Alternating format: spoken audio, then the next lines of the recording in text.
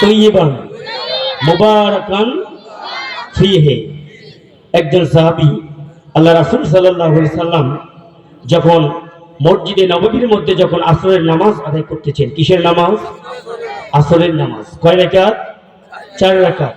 আসরের নামাজ আদায় করতেছেন, এমন তো অবস্থায় এক সাহাবী আল্লাহ রাসূলের এক সাহাবী পিছন থেকে এই তাকবীরগুলো তুলতেছেন যে রব্বানা লাকাল হামদ হামদান কাসীরান তয়্যিবান মুবারাকান ফীহি।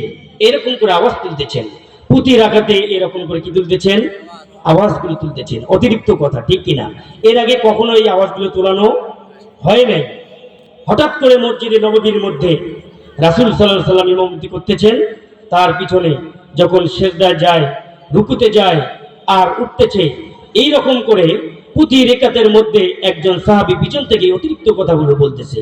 যখন আমরা বলি সামি আল্লাহু লিমান হামিদা, তখন আমরা কি বলি? রব্বানা লাকাল হামদ। এতটুকু পর্যন্ত আমরা থেকে যাই, ঠিক কিনা? অনেকে আবার সম্পূর্ণ দোয়াটাই পাঠ করে। এটা ফজিলত আছে, অনেক ফজিলত। এই দোয়াটা যখন পাঠ করলেন, নামাজ শেষ হয়ে গেল। কি হয়ে গেল? নামাজ শেষ হয়ে গেল। আসরের নামাজের পরে ইমাম সাহেব ঘুরেই বসে কি বসে না? ইমাম সাহেব ঘুরেই বসার একটাই উদ্দেশ্য হচ্ছে, একটু 2-1 মিনিট 3 মিনিট সময় কেন দেয়?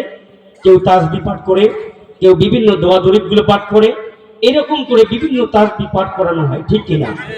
এরকম করে পাঠ করানো হচ্ছে।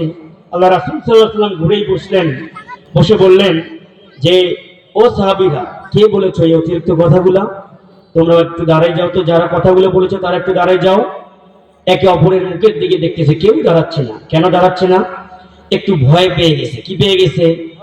ভয় পেয়ে গেছে যে আল্লাহ অতিরিক্ত কথাগুলো বললাম, না